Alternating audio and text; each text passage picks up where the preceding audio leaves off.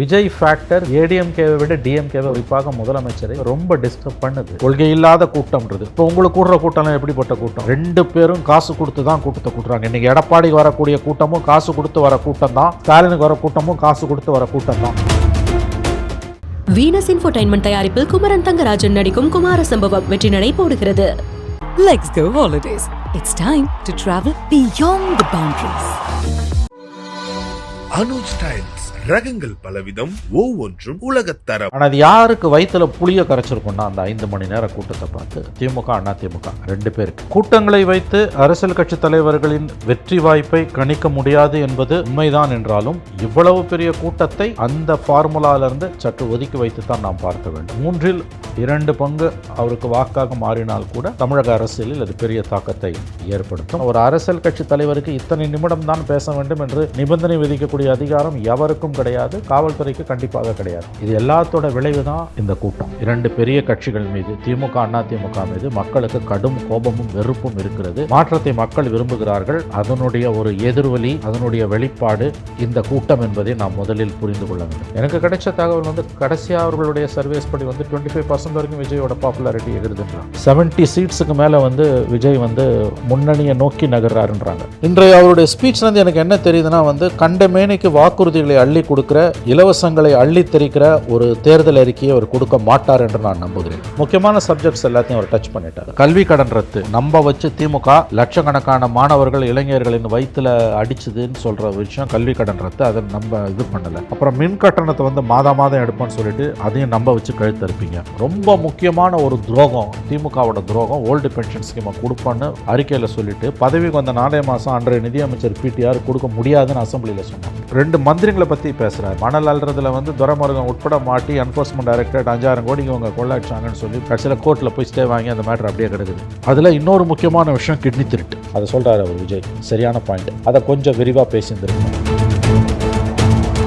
Sir வணக்கம். வணக்கம். First வெளியில் வரலன்னு சொல்லிக்கிட்டு இருந்தாங்க. இன்றைக்கி தமிழக வெற்றி கழகத்தின் தலைவர் விஜய் அவர்கள் முதல் முறையாக திருச்சியில் தன்னுடைய பரப்புரையை தொடங்கியிருக்கிறார் அப்படிங்கிறத பார்க்க முடியுது. கிட்டத்தட்ட 20லேருந்து 25 நிமிஷத்தில் கடக்க வேண்டிய தொலைவை 5 மணி நேரத்திற்கு மேலாக கடந்திருக்கிறார். ஸோ முதல்ல அந்த மக்கள் கூட்டத்தை பற்றி பேசணும்னு நினைக்கிறேன். கூட்டங்களை வைத்து அரசியல் கட்சி தலைவர்களின் வெற்றி வாய்ப்பை கணிக்க முடியாது என்பது உண்மைதான் என்றாலும் இவ்வளவு பெரிய கூட்டத்தை அந்த ஃபார்முலாவிலிருந்து சற்று ஒதுக்கி வைத்து தான் நாம் பார்க்க வேண்டும். விஜய்க்கு கூடிக்கொண்டிருக்கக்கூடிய கூட்டத்தில் 2 பங்கு அவருக்கு வாக்காக மாறினால் கூட தமிழக அரசியலில் அது பெரிய தாக்கத்தை ஏற்படுத்தும். இன்றைய கூட்டத்தை வெறும் கூட்டம், இது சினிமாக்காரரை பார்க்க வருகிற கூட்டம் என்று ஏகடயம் செய்பவர்கள், எள்ளி நகையாடுபவர்கள் ஒன்று விவரம் அறியாதவர்களாக இருக்க வேண்டும், அல்லது உள்ளொன்று வைத்து புறமொன்று பேசும் யோகிய சீலர்களாக இருக்க வேண்டும். ஆகவே இந்த கூட்டத்தை விஜயோட அரசியல் செல்வாக்கு மற்றும் விஜயோட வெற்றி வாய்ப்பை பற்றி பேசக்கூடிய எவர் ஒருவரும் இன்றைக்கு கூடிய இந்த கூட்டத்தை மனதில் வைத்தும் அதை பேச வேண்டும். இந்த கூட்டத்தால் மட்டும் அவர் வெற்றி பெற முடியாது என்பதை நான் ஒப்புக்கொள்கிறேன். ஆனால் அவருடைய வெற்றி வாய்ப்பை பற்றி பேசும்பொழுது இந்த கூட்டத்தை புறந்தள்ளிவிட்டு நாம் பேசவும் முடியாது. நான் பார்த்த வரையில் என்னுடைய கிட்டத்தட்ட 35 ஆண்டுகளுக்கும் மேற்பட்ட என்னுடைய அனுபவத்தில் இது ஒரு மறக்க முடியாத ஒரு நாள். நிச்சயமாக இந்த கூட்டம் நம்முடைய அரசியல் கணக்குகளை, எவ்வளவு ஒரு அனுபவமிக்க ஒரு அரசியல் பார்வையாளராக, பத்திரிகையாளராக இருந்தாலும் அவருடைய அவதானிப்பில் ஒரு முக்கியமான தாக்கத்தை, பாதிப்பை ஏற்படுத்தக்கூடிய ஒரு கூட்டம். இது ரொம்ப ஆச்சரியமான ஒரு நிகழ்வாகத்தான் எனக்கு இருக்கிறது. This is something extraordinary and unprecedented, ஆங்கிலத்தில் சொல்கிறேன். இது ஒரு அசாதாரணமான ஒரு நிகழ்வாகத்தான் பார்க்கிறேன். இதை வெறுமனே அவரை பார்க்க வர ஒரு கூட்டம் என்று சொல்லுபவர்கள், மறுபடியும் சொல்லுகிறேன், ஒன்று அவர்கள் விவரம் அறியாதவர்களாக இருக்க வேண்டும், அல்லது உள்ளொன்று வைத்து புறமொன்று பேசும் யோகிய சீலர்களாக இருக்க வேண்டும். கேன் வி ஜட்ஜ், அதாவது எப்படின்னா இதை வச்சு நம்ம ஜட்ஜ் பண்ண முடியுமா? ஏன்னா ஒரு கணக்கே பண்ண முடியல. 2026 தேர்தல் இவங்களுக்கு இப்படி இருக்கும், அவங்களுக்கு இப்படி இருக்கும்னு நம்ம பல இடங்களில் பல பத்திரிகையாளர்கள் பலவிதமாக சொல்லிக்கிட்டு இருந்தாலும் இன்றைக்கு தெளிவான முடிவே எடுக்கக்கூடிய நிலைமையில் ஒரு எக்ஸ்பீரியன்ஸ்டு ஜேர்னலிஸ்ட் இருக்கிறாங்களா? எப்படி இருக்குது? அப்படி ஒரு பார்வை என்ன பார்க்கணும்னு இல்லை அதை தான் நான் உங்களுக்கு சொல்கிறேன். இது ரொம்ப சீரியஸ் இஷ்யூ. இதை ஒரு சாதாரண நிகழ்வாக கூடுகிற கூட்டமாக பார்த்துட்டு போயிட முடியாது. அங்கே வரக்கூடியவங்களோட பேட்டிகளெல்லாம் பார்க்கும்போது ரொம்ப கண்ணியமான மனிதர்கள், வெறும் சினிமா கவர்ச்சிக்கு ஆட்படாத, அதை தாண்டி விஜயை நேசிக்கக்கூடிய, விஜயை ரசிக்கக்கூடிய, அவருடைய அரசியலுக்கு ஆதரவு தெரிவிக்கக்கூடிய 26 தேர்தலில் அவருடைய அரசியலுக்கு அதாவது வாக்களிக்கக்கூடிய மனிதர்களாக இருக்கிறார்கள். தொலைக்காட்சிகளில் பேட்டிகளில் பார்க்கும் பொழுது எல்லா தொலைக்காட்சியும் 5 ஹவர்ஸ் கிட்டத்தட்ட முக்கியமான தொலைக்காட்சிகள் லைவ் போட்டுக்கிட்டே இருந்தாங்க. அதில் வந்து கணவர், மனைவி, குழந்தையோடு அவங்க வந்து நிற்கிறாங்க. நான் கோயம்புத்தூர்லேருந்து வந்தேன், கேரளாலேருந்து வந்தேன் சொல்கிறாங்க. அவரை நாங்கள் ஒரு தடவையாவது பார்த்தணுன்ட்டு தான் நாங்கள் வந்தோன்றாங்க. பார்க்கும்பொழுது, மேற்பார்வைக்கு பார்க்கும்பொழுது அவர்கள் மிகவும் கண்ணியமான மனிதர்களாக, சினிமா கவர்ச்சிக்கு ஆட்படாத மனிதர்களாக, இன்றைய அரசியல் சூழலில் ஒரு மாற்றத்தை விரும்புகிற மனிதர்களாக இருக்கிறார்கள். அவற்றையெல்லாம் இவர் கொடுப்பாரான்னா அந்த கேள்விக்கு பதில் வேறு. மறுபடியும் சொல்லுகிறேன், 2 பெரிய கட்சிகள் மீது, திமுக, அதிமுக மீது மக்களுக்கு கடும் கோபமும் வெறுப்பும் இருக்கிறது. மாற்றத்தை மக்கள் விரும்புகிறார்கள். அதனுடைய ஒரு எதிர்வலி, அதனுடைய வெளிப்பாடு இந்த கூட்டம் என்பதை நாம் முதலில் புரிந்து கொள்ள வேண்டும். இந்த அறிவு நேர்மை இருப்பவர்களுடன் மட்டும்தான் நாம் இந்த விஷயத்தை பற்றி விவாதிக்க முடியும். மற்றவர்களிடம் பேசி பிரயோஜனம் இல்லை. அவங்க லோடடாக இருக்காங்க. ஒன்று திமுகவுக்கோ இல்லை அதிமுகவுக்கோ. இதில் அதிமுகவை விட திமுகவால் இன்ஃப்ளூயன்ஸ் பண்ணப்பட்ட, திமுகவால் விலைக்கு வாங்கப்பட்டவர்களாகத்தான் அவர்கள் இருக்கிறார்கள். ஆகவே இந்த கூட்டத்தை, இத்தகைய கூட்டங்களை பார்க்கும்பொழுது நாம் நம்முடைய விருப்பு வெறுப்பை கூட ஒதுக்கி வைத்து விட்டு பார்க்க வேண்டும். ஏன் வராங்க அவங்க? 5 மணி நேரம் 6 மணி நேரம் அங்கே க்யூவில் நிற்கிறாங்க. குடிக்க தண்ணி கூட இல்லாமல் நிற்கிறாங்க. இன்ஃபேக்ட் அதை பார்க்கும்பொழுதெல்லாம் எனக்கு என்ன தோணுச்சுன்னா, எந்த ஸ்டாம்பீடும், எந்த கூட்ட நெரிசலும் நடந்துடக்கூடாது. அப்படி ஏதாவது அசம்பாவிதம் நடந்ததுன்னா பலர் உயிரிழப்பார்கள். அது நடந்து விடக்கூடாது என்று தான் என் நெஞ்சம் பதைத்தது உண்மையிலேயே அந்த கூட்டத்தை பார்க்கும் பொழுதெல்லாம். ஏன்னா விலை மதிப்பில்லாதது ஒரு மனித உயிர். ஆகவே நாம் அந்த மாதிரி எதுவும் நடந்துடக்கூடாது அப்படி தான் நான் நினைத்தேன். நல்ல வேளையாக அந்த மாதிரி எதுவும் நடக்கவில்லை. நல்ல மனிதர்கள் அவர்கள். அப்படி தான் நான் இதை பார்க்குறேன். அவங்கள இந்த கூட்டங்களை வந்து பார்த்து அவங்கள எள்ளி நகையாடுறது என்பது வந்து ஏற்புடையதல்ல. இது ஏன் வருது? இந்த கூட்டம் ஏன் வருது? அதை நம்ம முதல்ல அறிவு நேர்மையோடு. நிச்சயமாக அதற்காக தான் இந்த கேள்வியை அவங்க முன்னாடி வச்சேன். ஏன்னா இன்னமும் நிறைய விமர்சனங்கள் நம்மளால் பார்க்க முடியுது. அவங்க வந்து ரசிகர் மனப்பாங்களே இருக்கிறாங்க. விஜய் அவர்கள் வந்து இன்னும் அரசியல் கட்சி தலைவராக இல்லை, அவரும் வந்துட்டு ஒரு நடிகராகவே இருக்கிறாரு. இது போன்ற விமர்சனங்கள் தொண்டர்கள் மீதும் தமிழக வெற்றிக் கழகத்தின் தலைவர் விஜய் அவர்கள் மீதும் வைக்கப்படுவதை பார்க்க முடியுது. ஆனால் இந்த க்ரௌடை வந்து உண்மையாக நேர்மையாக விமர்சகர்கள் கையாளுறாங்களா அப்படிங்கிறது தான் இங்கே ஒரு பெரிய கேள்விக்குறியாக இருக்குது. அது நான் எப்படி அதை சொல்ல முடியும்? இந்த விமர்சகர்கள், அறிவு நேர்மை உள்ள விமர்சகர்கள் இதை நேர்மையாக சரியாக கையாளுவார்கள். விஜயை பிடிக்காதவன் கூட இந்த க்ரௌடை வந்து நேர்மையாக கையாளு. இதெல்லாம் வந்து சாதாரணமான விஷயம் கிடையாது. இப்போ நான் விஜயோட படத்தெல்லாம் பெருசாக, இன்ஃபேக்ட் அவருடைய படங்கள் கிட்டத்தட்ட அவரோட படங்கள் எதையுமே நான் பார்த்ததில்லை. ஏதோ பல ஆண்டுகளுக்கு முன்பு ஏதோ ஒரு படம் பார்த்ததா நினைவு, அது கூட எனக்கு மறந்துடுச்சு. நான் அவருடைய ரசிகனும் அல்ல. அவருடைய சினிமா நடிகராக எனக்கு அவர் மேலே பெரிய ஈர்ப்பெல்லாம் கிடையாது. அவருடைய படங்களெல்லாம் நான் பார்த்ததும் கிடையாது. கிட்டத்தட்ட நான் பார்த்ததும் கிடையாது. காலையிலேயே உங்ககிட்ட நான் நிறைய கேள்விகள் கேட்கணும்னு நினச்சேன். இந்த 23 நிபந்தனைகள் அப்படி இப்படின்னு போட்டு அவங்க தாவேக்காவை வந்து காவல்துறையினர் வந்து ரொம்ப ஒரு ப்ரெஷருக்கு உள்ளாக்கி இருக்கிறாங்களா, இது எல்லாத்துக்கும் போடப்படக்கூடிய நிபந்தனைகளா, இவங்களுக்கு மட்டும் ஏன் விதிச்சாங்க அப்படிங்கிறதெல்லாம் வந்து கேட்கணும்னு நினச்சிட்டு இருந்தேன். ஆனால் இது எதையுமே யாராலையுமே கடைபிடிக்க முடியாது அப்படிங்கிறது இந்த கூட்டத்துக்கு முன்னாடி வந்து நிதர்சனமாயிருக்குங்கிறத பார்க்க முடியுது. பார்க்கிங்லேருந்து, மெடிக்கல் ஃபெசிலிட்டிஸ்லேருந்து இதெல்லாம் நீங்களே பண்ணிக்கணும்னு கட்சியை கை நீட்டிட்டு போயிட்டாங்க காவல்துறையினர். இப்போ இந்த கூட்டத்தை வந்து காவல்துறையினர் எதிர்பார்த்துருப்பாங்களா? இதெல்லாம் எதிர்பார்த்து தான் நீங்களே பார்த்துக்கோங்கன்னு சொல்லிட்டாங்களா அப்படிங்கிற மாதிரி எனக்கு தோணுது.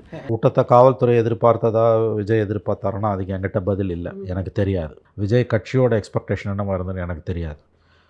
பட் இந்த நிபந்தனைகள்லாம் வந்து ரொம்ப அதீதமானவை, யாருமே ஏற்ற முடியாது. திமுகவோட தோழமை கட்சியாக இருக்கக்கூடிய, திமுக செய்யக்கூடிய எல்லாத்துக்கும் ஆதரவு தெரிவித்து கிட்டத்தட்ட திமுகவோட ஒரு அங்கமாகவே மாறிப்போன திருமாவளவனே இந்த நிபந்தனைகள் ஏற்புடையவை அல்லன்னு சொல்கிறேன். குறைந்தபட்ச ஜனநாயக பண்புள்ளவர்கள் யாருமே இந்த நிபந்தனைகளை ஏற்றுக்கொள்ள மாட்டார்கள். ஒரு தலைவரை பார்த்து நீ 20 நிமிஷம் பேசணும், 30 நிமிஷம் பேசணும்னு சொல்லக்கூடிய உரிமை வந்து காவல்துறைக்கு கிடையாது, யாருக்குமே கிடையாது, கோர்ட்டுக்கே கிடையாது. பேசுறதுக்கு அனுமதி கொடுக்கலாம், பேச மாட்டேன்னு சொல்கிறதுக்கு அனுமதி கொடுக்கலாம். ஆனால் நீ 20 நிமிஷம் தான் பேசணும், 30 நிமிஷம் தான் பேசணும்னு சொல்லக்கூடிய அதிகாரம் ஒரு அரசியல் கட்சி தலைவருக்கு இத்தனை நிமிடம் தான் பேச வேண்டும் என்று நிபந்தனை விதிக்கக்கூடிய அதிகாரம் எவருக்கும் கிடையாது, காவல்துறைக்கு கண்டிப்பாக கிடையாது. அது ஆளும் கட்சியை, அதிகாரத்தில் உள்ளவர்களை குளிர்விப்பதற்காக இத்தனை நிபந்தனைகளை அவர்கள் விதிக்கிறார்கள். என்ன கேட்டால் இதெல்லாம் நல்லது. ஏன்னு கேட்டிங்கன்னா அடிக்கத்தான் பந்து மேல் எழும்பும். இன்னும் சொல்லப்போனால் பல ஆண்டுகளுக்கு முன்பு மறைந்த துக்ளக் ஆசிரியர் சோ ராமசாமி அவர்கள் ஒரு கேள்வி பதிலில் எழுதுவார், திமுகவின் எதிர்ப்பு எவர் ஒருவரையும் வளர்க்கும். திமுகவின் எதிர்ப்பு எவர் ஒருவரையும் வளர்க்கும். எம்ஜிஆரை வளர்த்தது, ஜெயலலிதாவை வளர்த்தது, அவர்கள் வெற்றிகரமானவர்களாக முகிழ்த்தார்கள். விஜயகாந்தை ஓரளவு வளர்த்தது, அவர் எதிர்க்கட்சி தலைவர் அந்தஸ்து வரைக்கும் வந்தார். அதனால் திமுகவின் எதிர்ப்பு என்பது எவர் ஒருவரையும் வளர்க்கும் என்பது உண்மை. இன்னைக்கு எந்த திமுக அரசும் திமுகவும் விஜய்க்கு குடைச்சல் கொடுக்குறாங்களோ, இம்சை கொடுக்குறாங்களோ, இத்தனை நிபந்தனைகளை விதிக்கிறாங்களோ, அந்த திமுகவிடமிருந்து ஒரு சிறந்த எதிர்க்கட்சியாக எப்படி பரிணமிக்கலாம் என்பதை விஜய் கற்றுக்கொள்ளலாம். அவர் பெரிய பாடம்லாம் போய் லைப்ரரியில் படிக்க வேண்டியதில்லை. அவர் கண்ணு முன்னால் இருக்கக்கூடிய வாழும் உதாரணமாக திமுக இருக்கிறது. நிச்சயமா. இப்போ இந்த இவ்வளோ பெரிய மக்களுடைய அந்த கூட்டம் அலைமோதியது, ஸ்தம்பித்தது, அல்லோலப்பட்டது அப்படின்ற டைட்டில்லாம் பார்க்கும்போது என்ன நடக்குது இங்கே அப்படிங்கிற மாதிரி தான் இருந்தது. நீங்களே சில விஷயங்களை வந்து பதிவு பண்ணியிருந்தீங்க. அப்படிங்கிறப்ப இது எதிர்க்கட்சிகளுக்கு எப்படி ஒரு விஷயமா இருந்திருக்கும் இது பார்க்குற மற்ற கட்சிகளுக்கு? சரியான இடத்துக்கு இப்போ தான் நீங்கள் வந்திருக்கீங்க. இப்போ நம்மலாம் பத்திரிகையாளர்கள் நம்ம இதை பார்க்குறோம், நம்முடைய அவதானிப்பை, நம்முடைய அசஸ்மெண்ட்டை, நம்முடைய கமெண்ட்ரியை சொல்கிறோம், அடுத்த வேலையை பார்க்க போயிடுறோம் நம்ம. ஆனால் அது யாருக்கு வயிற்றில் புளியை கரைச்சிருக்குன்னா அந்த 5 மணி நேர கூட்டத்தை பார்த்து திமுக, அதிமுக 2 பேருக்கு, மற்றவங்கெல்லாம் சின்ன கட்சிகள், ஏன்னா இந்த 2 கட்சியை சார்ந்திருக்க கட்சிகள், இந்த 2 பேரும் வந்து கலங்கி போயிருப்பார்கள். குறிப்பாக திமுக மிக அதிகமாக கலங்கி போயிருக்கும். வெளியில் காமிச்சிக்க மாட்டாங்க, ஆனால் உள்ளுக்குள்ளே அவர்கள் ஆடி போயிருப்பார்கள் இந்த கூட்டத்தை. 5 மணி நேரம் அவரால் ஏர்போர்ட்லேருந்து 8 கிலோமீட்டருக்கும் குறைவான தூரம், திருச்சியிலேருந்து அந்த திருச்சியில் விமான நிலையத்திலேருந்து மரக்கடை என்பது 8 கிலோமீட்டருக்கும் குறைவான தூரம். அதை வந்து அடைவதற்கு ஒரு 5 மணி நேரம் இல்லை, சரியாக 5 மணி நேரம். இதெல்லாம் வந்து கூட்டி வந்த கூட்டம்னு சொல்லுவது வந்து குறைந்தபட்ச அறிவு நேர்மை உள்ளவர்கள் செய்ய மாட்டார்கள். இது என்னமோ நடக்குது. இது நான் மறுபடியும் இதை நான் எப்படி புரிஞ்சுக்கிறேன்னா, இது ஆளும் கட்சிகளுக்கும் எதிர்கட்சிக்கும் 2 பேரையும் நான் சேர்த்து சொல்கிறேன். ஆளும் வர்க்கங்கள்னு சொல்லணும், அவங்கள ரூலிங் கிளாஸ்ன்னு சொல்கிறது. ஆளும் கட்சி, எதிர்கட்சி, ஆண்ட கட்சி, ஆளும் கட்சி 2 பேரும் சேர்த்து தான் ஆளும் வர்க்கம்னு நம்ம சொல்லுவோம், ரூலிங் கிளாஸ். திமுக, அதிமுக 2 பேருக்கும் கொடுக்கப்படுகிற ஒரு கடும் எச்சரிக்கை. நீங்கள் 2 பேரும் தோற்று போனதோட விளைவு, நீங்கள் 2 பேரும் மக்களோட தேவைகளை நிறைவேற்றாமல் தோல்வி அடைந்ததன் விளைவு லஞ்ச லாவண்யம், ஒவ்வொரு கொள்ளையடிக்கிறது, சூறையாடுறது, இயற்கை வளங்களை கொள்ளையடிக்கிறது, கூச்சமே இல்லாமல் அதை நியாயப்படுத்துறது, வெளிப்படையாக குடும்ப அரசியல் பண்ணுறது, இது எல்லாத்தோட விளைவு தான் இந்த கூட்டம். இதை வெறுமனே வந்து அரசியலுக்காக, தேர்தலுக்காக வர கூட்டம், வாக்கு வங்கிக்காக வர கூட்டம்னு மட்டும் நினைக்காதீங்க. அஃப்கோர்ஸ் அது இறுதி இலக்கு. இந்த 2 பேரும் ஒழுங்காக இருந்தால் ஏன் இங்கே வரப்போகிறாங்க? ஆகவே இது வந்து ஆண்ட கட்சி, ஆளும் கட்சி, மறுபடியும் ஆள துடிக்கிற கட்சி திமுக, அதிமுக. ஒரு பக்கம் எடப்பாடி போய்கிட்டே இருக்கார், இன்னொரு பக்கம் உதயநிதி போகிறாரு, ஸ்டாலின் போகிறாரு. அப்போ இவ்வளோ ஒரு கூட்டம், இது வரைக்கும் அவர் பரிசோதித்து பார்க்கப்படாத வாக்கு வங்கி, அவர் மக்கள் அவருக்கு இன்னமும் ஆள்வதற்கு ஒரு வாய்ப்பை இது வரைக்கும் கொடுக்கல. And untested politician. அவருக்கு வந்து இவ்வளோ கூட்டம் 5 மணி நேரம் ஏர்போர்ட்டை விட்டு வெளியில் 8 கிலோமீட்டர் வரத்துக்கு உள்ள நிற்கிறாங்கன்னா, I think it's a warning signal. இது வந்து நல்லா கேட்டிங்க, கரெக்டாக கேட்டிங்க. அதாவது நம்மலாம் இதை பார்க்குறோம், கமெண்ட் பண்ணுறோம், நம்மளோட பேட்டிகள்லையும் நம்முடைய கேள்விகள்லையும் நம்ம எப்படி இதை ஃபார்முலேட் பண்ணணும், நம்ம மனசு அங்கேயே தான் ஓடிக்கிட்டு இருக்கோம். மிகப்பெரிய ஒரு நெருக்கடி. அது போத்து நேருக்கும் நெருக்கடி, எடப்பாடிக்கும் நெருக்கடி, ஸ்டாலினுக்கும் நெருக்கடி, அன்பில் மகேஷ்க்கும் நெருக்கடி, உதயநிதிக்கும் நெருக்கடி. அவங்களுக்கு தெரியும், ஆனால் வெளியில் காமிச்சிக்க மாட்டாங்க. அவங்க ரெகுலராக சர்வேஸ், எஸ்பெஷலி ஏடிஎம்கே விட டிஎம்கே வீக்லி பேசிஸில் சர்வேஸ் எடுக்கிறாங்க. ஃபஸ்ட்டு ஃபேமிலியும் எடுக்குது, டிஎம்கே ஹைகமாண்டும் எடுக்குது, திரும்ப அவங்க எடுத்துக்கிட்டு இருக்காங்க. எனக்கு கிடைச்ச தகவல் வந்து கடைசியாக அவர்களுடைய சர்வேஸ் படி வந்து 25% வரைக்கும் விஜயோட பாப்புலாரிட்டி எகிருதுன்றாங்க. அப் டு 25% வரைக்கும் பாப்புலாரிட்டி எகிருதுன்றாங்க. 70 சீட்ஸுக்கு மேலே வந்து விஜய் வந்து முன்னணியை நோக்கி நகர்றாருன்றாங்க. செகண்ட் பிளேஸ்லேருந்து ஃபஸ்ட்டு நோக்கி நகர்றாருன்றாங்க. இதெல்லாம் ஒதுக்கி தள்ள முடியாத புள்ளி விவரங்கள் என்னை பொறுத்த வரைக்கும் சொல்லுவேன். வெளியில் வந்து எங்களுக்கு விஜய் ஒரு போட்டியாக கிடையாது, அப்படி இப்படின்லாம் அவங்க சீன் போடலாம்.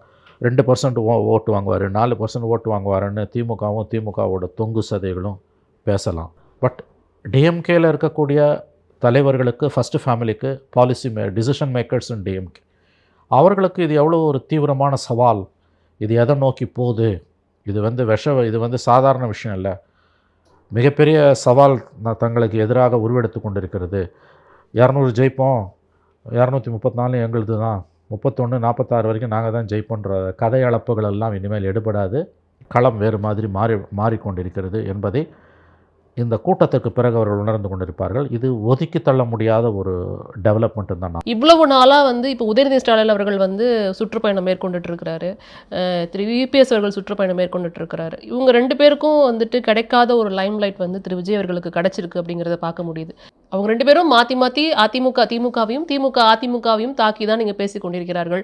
விஜயை ஒரு பொருட்டாவே அவர்கள் கருதுவதில்லை அப்படிங்கிறது வந்து வேணுமென்றே அவர்கள் கருதுவதில்லையா? இது எவ்வளவு நாளைக்கு நீடிக்கும் அப்படிங்கிறதை நம்ம யோசிக்க வேண்டியது இருக்கு. எதிரியாக பொருட்படுத்தவில்லை என்பது தவறான வார்த்தை. அதை வந்து அவங்க அங்கீகரிக்க மறுக்கிறாங்க. அதுதான் பொருட்படுத்தவில்லைங்கிறத தாண்டி அங்கீகாரத்தை அவ்வளோ சீக்கிரம் கொடுக்க மாட்டாங்க. 2 பேருமே கொடுக்க மாட்டாங்க. கொடுத்துட்டாங்கன்னா அவங்க தோத்துட்டாங்கன்னு அர்த்தம் 2 பேரும். ஆனால் உள்ளுக்குள்ளே கிலி பிடித்து ஆட்டுகிறது. அதில் குறிப்பாக திமுகவை, அதிமுக விட ஒன்று ஞாபகம் வச்சுக்கோங்க, இந்த வர தேர்தலில் ஆட்சியை திரும்ப பிடிக்கணுன்ற எண்ணம் வெறி வந்து அதிமுகவுக்கு பெரிய அளவில் இல்லை, திமுகவுக்கு தான் இருக்குது. 24 மணி நேரம் அவங்க அதை தான் யோசிக்கிறாங்க. ஒரு வருஷத்துக்கு முன்னால் தேர்தல் பிரச்சாரத்தை ஸ்டாலின் தொடங்கிட்டார். இது வரைக்கும் இதுக்கு முன்னால் கருணாநிதியோ ஜெயலலிதாவோ எம்ஜிஆரோ எடப்பாடியோ யாருமே தொடங்கினது கிடையாது. அப்கி பார் 400 பார் மோடி சொன்ன மாதிரி 200+ன்னு ஆரம்பிச்சிட்டாங்க. 31, 36, 46 வரைக்கும் நாங்கள் தான், கண்ணு கட்டு தூரம் வரைக்கும் யாருமே இல்லைன்னார். நிரந்தரமாக திமுக ஆட்சின்னு ஸ்டாலின் பேசினார். நிரந்தரன்ற வார்த்தை ஒரு பகுத்தறிவாளன் வாயிலேருந்து வரலாமா? இங்கே வந்தது. அதை கேள்விக்காக அந்த கட்சிக்குள்ளேயும் அந்த கட்சியை ஆதரித்து எல்லா விஷயத்துலையும் ஜால்ரா போடக்கூடிய தொங்கு சதைகள் கிட்டேருந்தும் கூட அதுக்கு எந்த எதிர்ப்பும் விமர்சனமும் வரல. கோட்டுன்னு ஒரு படம், இப்போ அந்த இடத்துல தான் அந்த பலூன் ஊதி ஊதி பெரிதாக்கப்பட்ட அந்த பலூன் இருக்குல்ல, திராவிட மாடல் திராவிட மாடல் திராவிட மாடல் ஊதி ஊதி ஊதி ஊதி ஊதி பெரிதாக்கப்பட்ட அந்த பலூன் இருக்குல்ல, அதில் ஓட்ட விழ ஆரம்பிச்சிருக்கு 2 பேருமே. ஏடிஎம்கே அவர் எடப்பாடி அவர் ஏதோ கனவு உலகத்தில் வாழ்ந்துட்டுருக்கார். நிரந்தரமாக நம்ம கண்டிப்பாக நம்ம ஜெயிச்சிட போகிறோன்னு அவரும் நம்புகிறார். அதுவும் நம்ம கவனிக்க வேண்டிய ஒரு விஷயம். எடப்பாடி பழனிசாமிக்கும் கிட்டத்தட்ட மிதமிஞ்ச நம்பிக்கை வந்துடுச்சுன்னு தான் சொல்லணும். அஃப்கோர்ஸ் கடினமாக உழைக்கிறார், மிக கடினமாக உழைக்கிறார். 100 தொகுதிகளுக்கு மேலே பிரச்சாரத்துக்கு போயிட்டார். இது வரைக்கும் கடந்த காலங்களில் யாருமே பண்ணலை. எங்கேயோ கிடக்குதுங்க election. A day is a long period in பாலிடிக்ஸுங்க. ஒரு வருஷத்துக்கு முன்னாலே ஸ்டாலின் ஆரம்பித்ததால் அவரும் ஆரம்பித்தார். போய் இப்போ இன்னும் 7 மாதம் இருக்குது எலெக்ஷனுக்கு. கடைசி ஒரு வாரத்தில் எல்லாமே மாறலாம். என்ன அவசரம் உங்களுக்கு அதுக்குள்ளே? 2 பேருமே போட்டி போட்டுட்டு வந்துட்டாங்க. இன்றைக்கி கூட்டம் காலையில் 10 மணிலேருந்து 5 மணி வரைக்கும், மத்தியானம் 3 மணி வரைக்கும் இந்த நிலைமையை பார்த்தவங்க கண்டிப்பாக அவர்கள் வயிற்றில் 2 எடப்பாடி ஸ்டாலின் 2 பேர் வயிற்றுலையும் புளியை கரைச்சிருக்கும். கண்டிப்பாக அது குறிப்பாக ஸ்டாலின் அவர்களுக்கு கவலை அதிகமாக மேலோங்கி இருக்கும். அவங்க வெளியில் என்ன வேணால் சொல்லலாம், உள்ளுக்குள்ளே அது என்னன்றது அவங்களுக்கு தெரியும். ஆஸ் அ 2 பேருமே எக்ஸ்பீரியன்ஸ்டு பாலிட்டிஷியன்ஸ் நான் சொல்கிறேன். தெரியும் அவங்களுக்கு இவ்வளோ க்ரௌடெல்லாம் நீ மொபிலைஸ் பண்ணி, அதுவும் இன்றைக்கி காசு கொடுத்து தான் கூட்டம் வருது எல்லா கட்சிக்குமே. இந்த கூட்டம் காசு கொடுத்து வந்த கூட்டம் இல்லை. நாளைக்கு இது மாறலாம், இது ஓட்டாக மாறாமல் கூட போகலாம். ஆனால் இன்றைக்கி இருக்க நிலவரப்படி இது ஒரு அபாய எச்சரிக்கை. இட்ஸ் அ ரெட் சிக்னல், இவங்களுக்கு டேஞ்சர் சிக்னல் 2 திராவிட கட்சிகளுக்கும். இது வந்து அதை அவங்க எப்படி கையாள போகிறாங்கன்றது நமக்கு தெரியல. இப்படி தான் சொல்லிக்கிட்டு இருந்தாங்க. ஆனால் வந்து முப்பெரும் விழாவோட அழைப்புதலில் வந்து இன்றைக்கி ஒரு வரி எழுதியிருக்கிறாரு. மக்களுக்கு இடையூறு தரும் கட்சி திமுக அல்ல, கூட்டம் கூட்டி கும்மாளம் போட்டு கொள்கை இல்லாத கூட்டத்தை கூட்டி கும்மாளம் போடும் கட்சி திமுக அல்ல அப்படின்ற ஒரு வரியை வந்து அதில் இன்க்ளூட் பண்ணியிருக்கிறாருங்கிறத பார்க்க முடியுது. இவர் யாரை குறிக்கிறாருங்கிறது நம்ம எல்லாத்துக்குமே தெரிஞ்சிருக்கும். ஸோ மறைமுகமாக இங்கே வந்து தாவேக்காவை எதிர்ப்பை வந்து கையாள தொடங்கி விட்டதா திமுக? இந்த அறிக்கை சரியாக எத்தனை மணிக்கு வந்ததுன்னா 11:30 மணிலேருந்து 12 மணிக்குள்ளே இந்த அறிக்கை வருது. இந்த கூட்டம் வந்து காலையில் 10 மணிலேருந்தே தொலைக்காட்சிகளில் அல்லவல்லப்படுது. கிட்டத்தட்ட இந்த கூட்டம் வந்த 2 மணி நேரத்தில் முதலமைச்சரின் அறிக்கை வருது. அதில் இந்த வரிகள் வருதுன்னா, முடிவை நான் நேயர்களின் அறிவு தீட்சண்யத்துக்கு விட்டு விடுகிறேன். விஜய் ஃபேக்டர் திமுகவை, குறிப்பாக முதலமைச்சரை மிகவும் சஞ்சலப்படுத்துகிறது. அவர் ஒரு எக்ஸ்பீரியன்ஸ்டு பாலிட்டிஷியன். முதலமைச்சர் மீது எனக்கு மிகுந்த மரியாதை உண்டு. அவர் இந்த இடத்துக்கு வரத்துக்கு வந்து ரொம்ப கஷ்டப்பட்டிருக்கார். 50 வருஷம் கஷ்டப்பட்டு இந்த இடத்துக்கு வந்திருக்கார். அந்த பதவிக்கு அவர் தகுதியானவர் தான். நான் மனப்பூர்வமாக இதை சொல்லுகிறேன். அவர் அவசர நிலை காலத்தில் சிறைப்பட்டு அடிப்பட்டு உதப்பட்டு இன்றைக்கி உயிரோடு இருக்கக்கூடிய ஃபங்க்ஷனிங் பாலிட்டிஷியன்னு சொல்லக்கூடிய திறம்பட இயங்கி கொண்டிருக்கக்கூடிய விரல்விட்டு எண்ணக்கூடிய அரசியல்வாதிகளில் ஒருவர். இந்த இடத்திற்கு வருவதற்கு, இந்த சிகரங்களை தொடுவதற்கு அவருக்கு 50 ஆண்டுகளாகி இருக்கு. ஆனால் விஜய் விஷயத்தில் அவர் சஞ்சலப்படுகிறார், டிஸ்டர்ப் ஆகிறார் என்பது தான் உண்மை.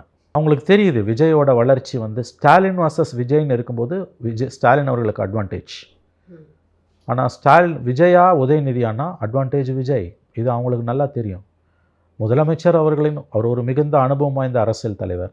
அவருடைய சஞ்சலத்திற்கு, அவருடைய டிஸ்டர்பன்ஸுக்கு விஜயோட பாப்புலாரிட்டி அதிகரிப்பது என்பது மகனுக்கான அரசியல் எதிர்காலத்திற்கு விடப்படுகிற சவால் என்பதை முதலமைச்சர் நன்கு உணர்ந்திருக்கிறார். அதனால்தான் அவர் பதட்டப்படுகிறார். நீங்கள் அந்த கூட்டம் கூடியிருக்குது, அந்த நேரத்தில் நீங்கள் வந்து முப்பெரும் விழாவுக்கு நேற்றுக்கு கொடுத்துருக்கலாம் அறிக்கையை, இல்லை நாளைக்கு கொடுத்துருக்கலாம். 17ஆம் தேதி தான் முப்பெரும் விழா. கரெக்டாக அந்த விஜயோட அந்த ஏர்போர்ட்லேருந்து ஒரு வெளியில் வந்து வாகனத்தில் ஏறி போகிற அந்த 2 மணி நேரத்தில் இதை கொடுக்குறீங்கன்னா, உங்களை அறியாமலேயே உங்கள் பதட்டம் வெளிப்படுகிறது. குறைஞ்சபட்சம் இந்த அறிக்கையை நாம் இன்று வெளியிடும் பொழுது அது எப்படி புரிந்து கொள்ளப்படும்? நம்மை ஆதரிக்கக்கூடிய நம்முடைய தீவிர ரசிகர்கள், ஆதரவாளர்கள் மத்தியில் கூட உதட்டோரத்தில் ஒரு புன்னகை வருவதையும், ஒரு நக்கலான ஒரு சிரிப்பு வெளியில் வருவதையும், நமட்டு சிரிப்புன்னுவாங்க இல்லையா, அது வெளியில் வருவதையும் தவிர்க்க முடியாது என்ற புரிதல் இல்லாமல் முதலமைச்சர் இந்த அறிக்கையை கொடுக்கிறாருன்னா அவருடைய பதட்டம் வெளிப்படையாக தெரிகிறது. நல்லா தெரிஞ்சுக்கோங்க மேடம், அவங்க விஜய் ஃபேக்டர் ஏடிஎம்கேவை விட டிஎம்கேவை ரொம்ப டிஸ்டர்ப் பண்ணுது. அவங்க இதை வெளியில் ஒத்துக்க மாட்டாங்க. இது எங்கேருந்து வருதுன்ற நான் வந்து திமுக நண்பர்களை கேட்பது, எள்ளு விழ கூட இடம் இல்லாமல் இருந்த அந்த க்ரௌடில் வந்து நீங்கள் பார்த்தீங்கன்னா வந்து அந்த கூட்டத்தில் 21 தேர்தலில் திமுகவுக்கு வாக்களித்தவர்கள், ஸ்டாலினுக்கு வாக்களித்தவர்கள் கணிசமாக இருப்பார்கள். அப்போ ஏன் வராங்க? இதுதான் ஆட்சியாளர்களுக்கு வரணுமே ஒழிய அந்த கூட்டத்தை இழிவுபடுத்துறது கிடையாது. நீங்கள் உங்கள் சொந்த மக்களையே இழிவுபடுத்துறீங்க. அந்த வார்த்தைகள் இருக்கு இல்லையா, கொள்கை இல்லாத கூட்டம்ன்றது. இப்போ உங்களுக்கு கூடுற கூட்டம்லாம் எப்படிப்பட்ட கூட்டம்? திரும்ப ஒரு கேள்வி கேட்டால் நீங்கள் என்ன பண்ணுவீங்க? உங்களுக்கு வர கூட்டம் திமுக மட்டும் சொல்லலை, அண்ணா திமுகவையும் சேர்த்து சொல்கிறேன். 2 பேரும் காசு கொடுத்து தான் கூட்டத்தை கூட்டுறாங்க. இன்றைக்கி எடப்பாடிக்கு வரக்கூடிய கூட்டமும் காசு கொடுத்து வர கூட்டம் தான், ஸ்டாலினுக்கு வர கூட்டமும் காசு கொடுத்து வர கூட்டம் தான். இதை என்னால் உறுதியாக சொல்ல முடியும். சம்மந்தப்பட்டவங்களுக்கு எல்லாம் தெரியும். இன்றைக்கி எடப்பாடி கூட்டத்துக்கு ஒரு பாயிண்ட்டுக்கு 40 லட்சம் செலவு பண்ணுறாங்கன்றாங்க, கட்சிக்காரனே சொல்கிறான். அதே மாதிரி ஸ்டாலின் ரோட் ஷோ போகிறாருன்னா பல லட்சங்கள் செலவாகுது, உதயநிதி போகிறாருன்னா பல லட்சங்கள் செலவாகுது. அதுதான் பாலிடிக்ஸு. ஆனால் இந்த தேதியில் இன்றைக்கி விஜய்க்கு வரக்கூடிய கூட்டம் தன்னெழுச்சியாக வரக்கூடிய கூட்டம். இதை முதல்ல ஞாபகம் வச்சுக்கோங்க. நாளைக்கு அது மாறலாம், நான் ஒத்துக்கிறேன். இன்றைக்கி விஜய்க்கு வரக்கூடிய கூட்டம் ஓவர் 90% ஐ கேன் சே, 10% வேணால் மேபி இருக்கலாம் ஆர்கனைஸ்டு, 90% அந்த கூட்டம் வந்து தன்னெழுச்சியாக இயற்கையாக வரக்கூடிய கூட்டம். அப்போ 90% இயற்கையாக வர கூட்டம் 6 மணி நேரம் தண்ணி இல்லாமல், சோறு தண்ணி இல்லாமல் நிற்கிறான், பெண்கள் குழந்தைகளை வச்சுட்டு நிற்கிறாங்கன்னா அது இந்த ஆட்சிக்கு எதிரான மனநிலையின் எதிர்வலி என்று தான் நான் பார்க்கிறேன். அப்படி தான் நான் அதை பார்க்குறேன். இது 2 பேரையும் பிடிக்கல, திமுக அண்ணா திமுக பிடிக்கலன்றது உண்மையாக இருந்தாலும் அதிகப்படியாக இது ஆட்சியாளர்கள் மீது, யார் அதிகாரத்தில் இருக்காங்களோ அவங்களுக்கு எதிரான கூட்டம். இதை வெறும் சினிமாக்காரனை பார்க்க வர கூட்டம் என்று பேசுவது மிக மிக தவறான, அறிவு நேர்மை இல்லாத ஒரு செயல். இது ஆட்சியாளர்களுக்கு தெரியும். அப்படியே நம்ம வந்தோம் அப்படின்னா, விஜய் அவர்கள் பரப்புரையை ஆரம்பிக்கிற அந்த தருணம், ஏதாவது ஒலிபெருக்கி வந்து ஒர்க் ஆகலை, மைக் ஒர்க் ஆகலை. அப்போ வந்து ஒரு ஃபோட்டோ எங்களுக்கு கிடச்சிச்சு. அந்த ஃபோட்டோவில் பார்த்தீங்கன்னா அவர் வந்து கண் கலங்கியிருக்கிறாரு அப்படிங்கிறத பார்க்க முடியுது. பிகாஸ் இங்கே ஒரு டெக்னிக்கல் ப்ராப்ளம் இருந்ததுனால அவரோட அந்த ஃபுல் ஸ்பீச்சை நம்மளால் கேட்க முடியல. ஆனால் அந்த ஃபோட்டோவில் வந்து அவர் கண் கலங்கியிருக்கிறாரு அப்படிங்கிற விஷயங்கள் வந்து தகவலாக வெளிவந்திருக்கு. அது ஒரு நியூஸாக வெளில வந்துச்சு. முதல் சென்டிமெண்டலி ஃபஸ்ட்டு எலெக்ஷன் கேம்பெயின் அவருக்கு. இது எலெக்ஷன் அனௌன்ஸ் பண்ணுறதுக்கு முன்னாலே எலெக்ஷன் கேம்பெயின். கண்டிப்பாக க்ரௌடாலையும் எமோஷனல் ஆவாங்க. யார் ஒருத்தருக்குமே இவ்வளோ பெரிய க்ரௌடை பார்க்கும்போது உள்ளம் நெகிழ்ச்சி அடையும். அதுவும் தனக்காக இவ்வளோ பேர் நிற்கிறாங்க, பெண்கள், குழந்தைகள், இளைஞர்கள். அவன் வந்து வேன் மேலே ஏறுறான், கிட்ட வந்து ஏதோ பரிசு கொடுக்குறான், நகராமல் 6 மணி நேரம் இல்லை, காலையில் 6 மணிலேருந்து அந்த மரக்கடை பகுதியில் நிற்கிறாங்கன்றாங்க. அப்படின்னா கிட்டத்தட்ட 10 மணி நேரமாக அவங்க நிற்கிறாங்க. கிட்டத்தட்ட 8 to 10 hours நிற்கிறவங்கள பார்க்கும்பொழுது உள்ளம் வந்து மகிழ்ச்சி அடைவதும், உவகை பொங்குவதும், நெகிழ்ச்சி அடைவதும் இயல்பு தான். ஃபர்ஸ்ட் டைம் அதை எக்ஸ்பீரியன்ஸ் பண்ணுறாரோ அப்படின்னு தோணுது. ஏன்னா மாநாடுகளில் வந்து இதுக்கும் அதிகமான கூட்டங்கள் அவர் வந்து கண் முன்னாடி பார்த்துருந்தாலும் மக்கள் வெள்ளத்தில் இன்னைக்கு தான் வந்திருக்கிறாரு. மாநாடுகளுக்கும் இதுக்கும் வித்தியாசம் இருக்கு. மக்கள் வெள்ளத்தில் இன்னைக்கு தான் வந்திருக்கிறாரு அப்படிங்கிறது. அது வந்து மாநாடுக்கும் இந்த மாதிரியான நிகழ்ச்சிகளுக்குமே அடிப்படையில் வித்தியாசம் இருக்குது. அது ஒரு இடத்துல வந்து அவர் வருவாருன்னு வந்து இட்ஸ் அ கேதரிங். அது வந்து பழகின விஷயம். அவங்க தேர்தல் காலத்தில் வந்து பல இடங்களில் வெள்ளமென மக்கள் அவங்களை சூழ்ந்திருக்காங்க. 21 எலெக்ஷன்லப்பெல்லாம் ஸ்டாலின் போகும்போதெல்லாம் அவருக்கு பெரிய அளவில் மாசு இருந்தது. கோயம்புத்தூரில் இவர் நம்ம வேலுமணியோட தொகுதியில் தொண்டாமுத்தூரில் கூட்டம் இருந்துக்கிட்டே இருந்தது. அப்படியே ஸ்டாலின் வந்து இறங்கினார். அப்படி அவர் நடக்க ஆரம்பிக்கும்போது அந்த ஒரு ஈஃபோரியா அப்படியே வந்து அது பற்றிக்குது. அது அவருக்கு அனுபவம், 50 வருஷம் அனுபவம். அவர் வந்து எடப்பாடிக்கு ஒரு 25-30 வருஷம் அனுபவம், இவருக்கு ஃபஸ்ட் டைம் இல்லைங்களா? அப்போ அந்த க்ரௌடை பார்க்கும்போதே ஒரு மைண்டு வந்து உங்களுக்கு வந்து ஒரு எப்படி சொல்கிறது, ஒரு உவகை பொங்கும். பட் அன்ஃபார்ச்சுனேட்லி அதில் அந்த மைக்கு வேலை செய்யலைன்னும் போது ஒரு வருத்தம் வரும். கண் கலங்கினதுக்கு 2 காரணமாக இருக்கலாம். பட் எனிவே இது அடுத்த கூட்டங்களில் பேக்கப் இருக்கணும் அவங்களுக்கு, அதை எதிர்பார்க்கணும். அது அவங்க அடுத்ததாக அவர் பேசக்கூடிய விஷயங்கள் வந்து என்னவாலாம் இருக்கும், லோக்கல் விஷயத்தை வந்து அட்ரஸ் பண்ணுவாரா? ஏன்னா அங்கே நிறைய இஷ்யூஸ் இருக்கும். ஸோ அங்கே இருக்கிற பிரச்சனைகள்லாம் அட்ரஸ் பண்ணுவாரா அப்படின்னு ஒரு எதிர்பார்ப்பு இருந்தது. ரொம்ப பர்ஃபெக்டாக அட்ரஸ் பண்ணியிருக்கிறாருன்னு பார்க்க முடிஞ்சிச்சு. அதை பற்றி நீங்கள் என்ன நினைக்கிறீங்க? ஏன்னா அவர் வந்து மினிஸ்டர்ஸை பற்றி பேசுவாரா அப்படிங்கிறத தாண்டி அங்கே இருக்கிற எம்எல்ஏஸ் பற்றியும் பேசியிருக்கிறாரு. என்னை பொறுத்த வரைக்கும் ஸ்பீச் வந்து ஐ கேன் சே தட் அவருக்கு இருக்கக்கூடிய அந்த சொற்ப அரசியல் அனுபவத்திலேருந்து பார்க்கும்போது அவர் சினிமாவில் சூப்பர் ஸ்டாராக இருக்கலாம், பட் அரசியல் அவர் வந்து ஒரு பிகினர். அவருக்கு வந்து இட்ஸ் அ குட் ஸ்பீச் தான். 15 நிமிஷம் பேசினார். முக்கியமான சப்ஜெக்ட்ஸ் எல்லாத்தையும் அவர் டச் பண்ணிட்டார். உங்களுடைய தேர்தல் வாக்குறுதியில் கொடுத்ததில் நீங்கள் வந்து பல விஷயங்களை வந்து நீங்கள் வந்து நிறைவேற்றலைன்றதை ஒரு லிஸ்ட் அவுட் போட்டு அவர் உங்களுக்கு சொன்னார். நீங்கள் பார்த்துருப்பீங்க. அவர் அந்த லிஸ்ட் அவுட் பண்ணும்போது டீசல் விலையை குறைப்பீங்க 3 ரூபா. அது ரொம்ப முக்கியமான ஒரு குற்றச்சாட்டு. டீசல் விலையை 3 ரூபா குறைப்பீங்க, குறைக்கல. ஆக்சுவலாக சிலிண்டர் விலையை 100 ரூபா குறைப்பண்ணாங்க. அதை சொன்னாரா சொல்லையான்னு தெரியல, ஏன்னா நமக்கு ஆடியோ இல்லாததால். அவர் சொன்னது வந்து டீசல் தான் காதில் விழுந்து, 100 ரூபா குறைப்பண்ணீங்க, குறைக்கல. அப்புறம் வந்து கல்வி கடன் ரத்து செயல், அது ரொம்ப பெரிய விஷயம். கல்வி கடன் ரத்து வந்து இவங்க நம்ப வச்சு திமுக லட்சக்கணக்கான மாணவர்கள் இளைஞர்களின் வயிற்றில் அடிச்சுதுன்னு சொல்கிற விஷயம் கல்வி கடன் ரத்து. அதை நம்ம இது பண்ணலை. அப்புறம் மின் கட்டணத்தை வந்து மாதம் எடுப்போன்னு சொல்லிட்டு அதையும் நம்ப வச்சு கழுத்தறுப்பீங்க.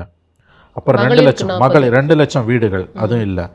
அப்புறம் வந்து ஓல்டு பென்ஷன் ஸ்கீம், ரொம்ப முக்கியமான ஒரு துரோகம், திமுகவோட துரோகம். ஓல்டு பென்ஷன் ஸ்கீமை கொடுப்பேன்னு அறிக்கையில் சொல்லிவிட்டு பதவிக்கு வந்த 4 மாதம் அன்றைய நிதியமைச்சர் பிடிஆர் கொடுக்க முடியாதுன்னு அசம்பிளியில் சொன்னார். திமுகவோட துரோகங்களுக்கு classic example old pension scheme, அதை சொன்னார். அப்புறம் வந்து மகளிருக்கான அந்த உதவித்தொகை எல்லாருக்கும் கொடுக்காது. அப்புறம் ஓசின்னு சொன்னது. ஸோ அவங்க 505 வாக்குறுதியில் இவ்வளோத்தை நிறைவேற்றிட்டுவாங்க. பட் குவாலிட்டேட்டிவாக அவங்க நம்ப வச்சு கழுத்தறுத்த விஷயங்களில் விட்டது வந்து இதெல்லாம் ரொம்ப முக்கியமான விஷயம். 2 மந்திரிங்களை பற்றி பேசுகிறார். நேரு அண்ட் இவரோட அந்த மந்திரிங்களை பற்றி சொல்லும்போது முக்கியமான ஒரு சார்ஜ் வந்து மணல் அள்ளுறது. அது ரொம்ப வருஷமாக ரொம்ப நாளாக இருக்க பிரச்சனை. மணல் அள்ளுறதுல வந்து துரைமுருகன் உட்பட மாட்டி என்ஃபோர்ஸ்மெண்ட் டைரக்டரேட் 5000 கோடிக்கு இவங்க கொள்ளாச்சாங்கன்னு சொல்லி கடைசியில் கோர்ட்டில் போய் ஸ்டே வாங்கி அந்த மேட்ரு அப்படியே கிடக்குது. அதில் இன்னொரு முக்கியமான விஷயம் கிட்னி திருட்டு. கிட்னி திருட்டு அவர் இன்னும் தெளிவாக பேசியிருந்துருக்கணும். ஏன்னா அதுதான் தி இஷ்யூ திருச்சியில் அவர் பேசும்போது. என்னென்னா திருச்சியில் ஒரு எம்எல்ஏக்கு சொந்தமான, திமுக எம்எல்ஏக்கு சொந்தமான மருத்துவமனையில் கிட்னி திருடப்படுறாங்கன்னு அந்த புகார் வந்த உடனேயே தமிழக அரசு நியமித்த குழு அறிக்கை கொடுக்குது. ஆமாம், இங்கே கிட்னி திருட்டு நடந்திருக்குன்னு. மா சுப்பிரமணியன் என்ன சொல்கிறாரு? கிட்னி திருட்டு இல்லை, முறைகேடு. அதை சொல்கிறாரு அவர் விஜய். சரியான பாயிண்ட். அதை கொஞ்சம் விரிவாக பேசியிருந்துருக்கணும். இவர் ஹைலைட் பண்ணதுனால இது இன்னும் ஒரு பேசுபொருள் ஆகிறதுக்காக வாய்ப்பு. அவர் பேசுபடு பொருளாக ஆகணுங்க. அகைன் நல்ல கேள்வி கேட்டீங்க. மெயின் ஸ்ட்ரீம் அப்போசிஷனோட தோல்வி தானே விஜய்க்கு இந்த விஷயத்தை பற்றி பேசும்போது அவருக்கு ஒரு கவனத்தை இருக்குது. இப்போ நீங்கள் ஒரு கேள்வி கேட்டீங்க, இது அவர் பேசினதால ஹைலைட் ஆகுமான்னு. எனக்கு தெரியல ஹைலைட் ஆகுமான்னு. ஏன்னா விஜயே இதை பேச வேண்டிய அளவுக்கு பேசலை, ஒற்றை வார்த்தையில் கடந்து போகிறாரு. இப்போ மற்ற விஷயங்கள் இந்தந்த வாக்குறுதியை நிறைவேற்றலை, நீங்கள் வந்து கல்வி கடன் ரத்தை பண்ணலை, டீசலுக்கு 100 ரூபா 3 ரூபா குறைக்கல, 2 லட்சம் வீடை கட்டு கொடுக்கல, இந்த குற்றச்சாட்டுகள்லாம் கூட மன்னிக்க தகுந்த குற்றச்சாட்டுகள். தேர்தல் வாக்குறுதியை நிறைவேற்றாது எல்லா கவர்மெண்ட்டுமே பண்ணுறது தான். ஆனால் கிட்னி திருட்டில் ஒரு மாநில அரசு ஆளுங்கட்சியோட எம்எல்ஏ இன்வால்வ்டு. ஆமாம், அந்த மருத்துவமனை வந்து கிட்னி திருட்டு பண்ணியிருக்குன்னு அந்த மாநில அரசோட அறிக்கையே சொல்லுது. அதுக்கு பிறகு ஒரு நடவடிக்கையும் இல்லாமல் அந்த ஹாஸ்பிட்டலில் நீங்கள் ஃபங்க்ஷன் பண்ண வைக்கிறீங்க. நியாயப்படி என்ன பண்ணியிருக்கணும்? குறைஞ்சபட்ச நேர்மை இந்த அரசுக்கு இருந்திருந்தா அந்த மருத்துவமனையை இழுத்து சீலை வச்சு குறைஞ்சபட்சம் எலெக்ஷன் வரைக்குமா அந்த ஹாஸ்பிட்டல் பக்கம் வராது, ஓடி போய்ட்டுன்னு அந்த எம்எல்ஏ அந்த ஓனர்ஸை துரத்தி விட்டுருந்தீங்கன்னா கூட இந்த அரசாங்கத்து மேலே ஒரு மரியாதை இருந்திருக்கும். கூச்சமே இல்லாமல் மாசு என்ன பேட்டி கொடுக்குறாரு? இது வந்து திருட்டுன்னு சொல்லாதீங்க, முறைகேடு. அது அவர் இன்றைக்கி விஜய் சொல்கிறாரு. ஆனால் திருட்டுன்னு சொல்லக்கூடாதான், முறைகேடான்னு. ஆனால் அது அப்படியே கடந்து போகிறாரு. எனிவே இந்த அளவுக்கு அவர் பேசினதே பெரிய விஷயம். இதை எடப்பாடியே பேச வேண்டிய அளவுக்கு பேசலைங்க. நீங்கள் வந்து ஏன் விஜய்கிட்ட வரீங்க? இது எவ்வளோ பெரிய இஷ்யூங்க. அதிமுக ஆட்சி காலத்தில் ஒரு அதிமுக எம்எல்ஏ அவருக்கு சொந்தமான மருத்துவமனையில் இதே மாதிரி ஒரு கிட்னி திருட்டு நடந்து அதிமுக அரசு ஆமாம் நடந்தது உண்மை, ஆனால் லைசன்ஸை கேன்சல் பண்ண மாட்டோம், கிட்னி டிரான்ஸ்பிளான்ட் மட்டும் பண்ணாத, மற்ற டிரான்ஸ்பிளான்ட் பண்ணிக்கோ, ஹாஸ்பிட்டலில் வழக்கம் போல் நடந்திக்கோ அப்படின்னு சொன்னால் திமுக வந்து வானத்துக்கும் பூமிக்கும் குதிச்சிருக்கும். அந்த ஹாஸ்பிட்டலை இழுத்து மூடி சீல் வைக்கிற லெவலுக்கு போயிருக்கும். அப்படி தான் பண்ணியிருக்கணும். அதை அதிமுகவால் யூஸ் பண்ணவே முடியல. அதிமுகவாலே முடியல, விஜயால் என்னங்க முடியும்? ஆனால் நீங்கள் கேட்ட கேள்வி நியாயமானது. இப்போ இவர் பேசுனதால அதை பற்றிக்குமான்றீங்க. இவ்வளோ நாளாக பற்றிக்கல, இனிமேல் எங்கே பற்றிக்க போகுது? நிச்சயமா அது தொடர்ந்து அது எப்படி இருக்குங்கிறத பார்த்து தான் ஆகணும். இதுக்கு நடுப்புற நாங்கள் வந்தால் வந்து சில விஷயங்கள் சொல்லிடுறோம். பேசிக் கம்யூனிட்டிஸில் எந்த காம்ப்ரமைஸும் பண்ண மாட்டோம். பெண்கள் பாதுகாப்பில் என்ன காம்ப்ரமைஸும் பண்ண மாட்டோம். எது முடியுமோ, எதை செய்ய முடியுமோ அதை தான் வாக்குறுதியாக கொடுப்போம். ப்ராக்டிக்கலான விஷயங்களை தான் வாக்குறுதியாக கொடுப்போம் அப்படிங்கிறது அவருடைய அடுத்த கட்ட பேச்சுவார்த்தையாக. மேடம், இது ரொம்ப முக்கியமான ஒரு விஷயம் நான் பார்க்குறேன் மேடம். எப்படின்னா, இன்றைய அவருடைய ஸ்பீச்லேருந்து எனக்கு என்ன தெரியுதுன்னா வந்து, கண்டமேனிக்கு வாக்குறுதிகளை அள்ளி கொடுக்குற, இலவசங்களை அள்ளி தெரிக்கிற ஒரு தேர்தல் அறிக்கையை அவர் கொடுக்க மாட்டார் என்று நான் நம்புகிறேன். ஏன்னு கேட்டிங்கன்னா, இன்றைக்கி தமிழ்நாட்டில் இருக்கக்கூடிய ஒரு முக்கியமான ஒரு போக்கு, ஃபார் தட் மேட்டர் தேசிய அளவிலே இருக்கக்கூடிய போக்கு என்னென்னா, மாநில அரசுகள் கண்டமேனிக்கு வந்து இலவசங்களை கொடுப்போன்னு அள்ளி விடுறது, ஆட்சிக்கு வந்தோன்னே அதை அப்படியே கடப்பில் போட்டுட்டு நம்ப வச்சு மக்களை வந்து மக்கள் முதுகில் குத்துறது. ஒரு சரியான உதாரணம், கடந்த ஆண்டு அக்டோபர் மாதம் மகாராஷ்டிராவில் நடைபெற்ற சட்டமன்ற தேர்தலில் ஓராண்டுக்கு முன்பு காங்கிரஸ் கூட்டணியும் பாஜக கூட்டணியும் நாங்கள் ஆட்சிக்கு வந்தால் பெண்களுக்கான அந்த மாதாந்திர இலவச உதவி, அது வந்து உரிமைத்தொகை புதுசாக பேர் சொல்லுவாங்க, அது வந்து 1500 கொடுத்துட்டு இருந்தது 2100, அங்கே 1500 கொடுத்துட்டு இருந்தாங்க. 2100 உயர்த்தோன்னு காங்கிரஸ் சொல்லிச்சு. பிஜேபி நாங்கள் 1500 கொடுப்போம்ச்சு. பிஜேபி ஆட்சிக்கு வந்தோன்னே அக்டோபர், நவம்பர், டிசம்பர், ஜனவரியில் கொடுத்தாங்க. பிப்ரவரியில் நிறுத்திட்டான், மொத்தமாக நிறுத்திட்டான். அப்புறம் 4 மாதங்கள் கழித்து அதில் கிட்டத்தட்ட 1/3 அதை கட் பண்ணிட்டாங்க. பணம் இல்லை. திராவிட முன்னேற்ற கழகமே இந்த தேர்தல் அறிக்கையில் இப்படி ஒரு விஷயத்த சொல்லும் பொழுது, இதுக்கு வந்து 12,000 கோடிக்கு மேலே செலவாகும் அப்படின்னா அது எப்படி முடியும், எப்படி சாத்தியமா? ஏற்கனவே கஜானா காலியாக இருக்குங்கிறப்ப இதை எப்படி இவங்க சாத்தியப்படுத்துவாங்கங்கிற கேள்வி அப்போவே எழுந்த விஷயம். இல்லை, அதுதான் இப்போ நான் என்ன சொல்கிறேன், நான் ஏன் மகாராஷ்டிரா உதாரணத்தை சொன்னேன்னா, பணம் இல்லை. இந்தியாவில் பல மாநிலங்கள் இன்றைக்கி திவால் ஆகிட்டு இருக்குது இலவசங்களால். அதில் வந்து தேவைப்படக்கூடிய இலவசங்கள், தேவைப்படாத இலவசங்கள் 2 இருக்குது. கல்விக்கும் சுகாதாரத்துக்கும் கொடுக்கறது வந்து தேவைப்படக்கூடிய இலவசம். இந்த பெண்களுக்கு கொடுக்கக்கூடிய உரிமை தொகை இந்தியா பூரா பல மாநிலங்கள் கொடுக்குறாங்க. இது தேவையற்ற இலவசம். இதை நான் டே 1லேருந்து சொல்லிகிட்டு இருக்கேன். ஸ்டாலின் கவர்மெண்ட்டு உரிமை தொகை கொடுக்க ஆரம்பித்தப்பே நான் சொன்னேன், இது தேவையற்றது. இதால் இது வந்து அரசு கஜானாவை சூறையாடுமே அல்லாமல் இது வந்து பெரிய அளவில் உங்களுக்கு வந்து நன்மை பயக்க போகிறதில்ல. 1000 ரூபாவோ 1500 இலவசமாக பெண்களுக்கு கொடுக்கறதுன்றது தேவையற்றது. அதை வந்து நீங்கள் வந்து உயர்கல்வியை பெண்களுக்கு இலவசமாக்கிட்டு போயிடலாம். இது இன்றைக்கி பல மாநிலங்களையும் நிரூபிக்கப்பட்டுக்கிட்டு இருக்கு. விஜய் ஃபேக்டருக்கு வருவோம். விஜய் வந்து ஏற்கனவே சில நாட்களுக்கு முன்பு பேசியதாக ஞாபகம் எனக்கு வந்து, எங்களால் நிறைவேற்ற முடியாத வாக்குறுதிகளை நாங்கள் கொடுக்க மாட்டோம்னு அவர் சொன்னார்.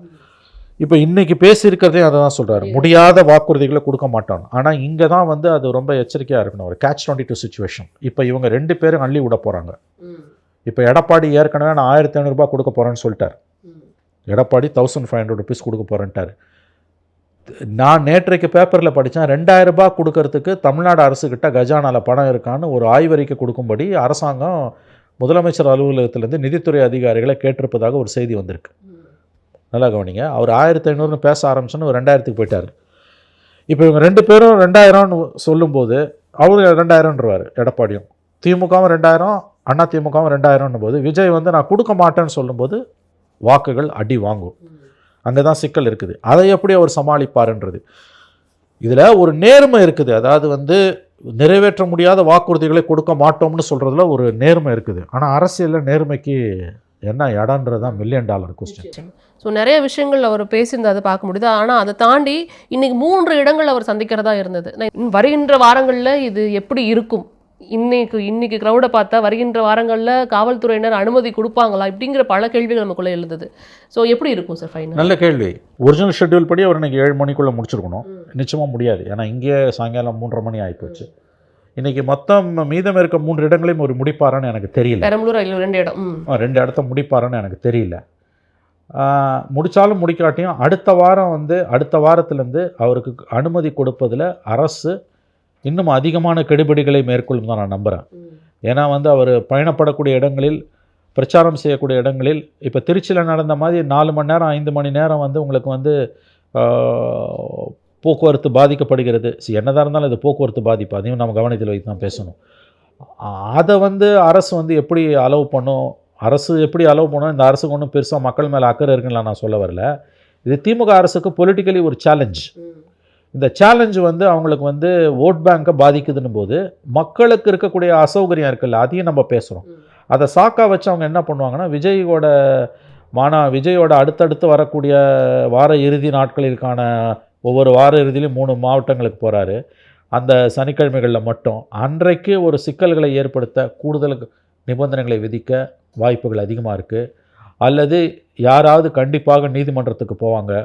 விஜயால் எனக்கு திருச்சியில் 2 மணி நேரம் என்னோடய மருத்துவமனைக்கு போகிறது நின்று போச்சு, அதனால் மற்ற மாவட்டங்களில் விஜய்க்கு பகல் நேரங்களில் இந்த மாதிரி போக்குவரத்துக்கு இடையூறாக பப்ளிக் ரேலி பேரணி நடத்த, ஊர்வலம் நடத்த, அல்லது மேடை போட்டு பேச, அல்லது வேனில் இருந்துகிட்டே பேச அனுமதி கொடுக்கக்கூடாது. ஊருக்கு ஒதுக்குப்புறமாக இப்போ விக்கிரவாண்டி, மதுரை மாதிரி எங்கேயாவது அந்த மாதிரி பண்ணிட்டு போங்க. இப்போ திருச்சியில் இன்றைக்கி நடந்த மாதிரியான கூட்டங்களுக்கு அனுமதி கொடுப்பது, இப்போ அடுத்த வாரம் நாகப்பட்டினம்னா அங்கே பிரச்சனை வரும், எங்களுக்கு வேணாம் அப்படின்னு சொல்லிட்டு போவதற்கு, நீதிமன்றங்களுக்கு யாராவது போவதற்கு வாய்ப்பு உண்டு. ஆகவே இந்த முறை அவங்க போராடி தான் அனுமதியை வாங்கினாங்க. இன்றைக்கி திருச்சியில் 5 மணி நேரத்துக்கு மேலாக போக்குவரத்து பாதிக்கப்பட்டது என்பது உண்மை. அதனால் மக்களுக்கு அசௌகரியம் ஏற்பட்டது என்பது உண்மை. ஆட்சியாளர்களை பொறுத்த வரைக்கும் அவங்களுடைய வாக்கு வங்கி விஜயால் பெரிய அளவில் பாதிக்கப்படுதுன்னும் போது மக்களுடைய அசௌகரியத்தை தங்களுக்கான ஒரு சாக்காக பயன்படுத்தி கொண்டு வரும் நாட்களில் விஜயோட சுற்றுப்பயணங்களுக்கு, மேடை பேச்சுக்களுக்கு எவ்வளவு இடையூறுகளை ஏற்படுத்த முடியுமோ அந்த அளவுக்கு இடையூறுகளை ஏற்படுத்த இந்த ஆட்சியாளர்கள் முயல்வார்கள் என்பதில் எனக்கு எந்த சந்தேகமும் இல்லை.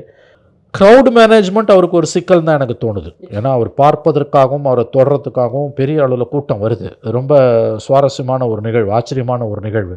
அது ஏதாவது ஒரு நாவல் மெத்தட் அவர் கண்டுபிடிக்கணும். அது அவருடைய திறமைக்கு விடப்பட்ட சவால்னு தான் நான் பார்க்குறேன். தொடர்ந்து என்ன நடக்குது அப்படிங்கிறத கண்டிப்பாக அடுத்தடுத்த நேர்காணலில் பேசுவோம். நேரத்திற்கு நன்றி சார். நன்றி மேடம். நன்றி மேடம்.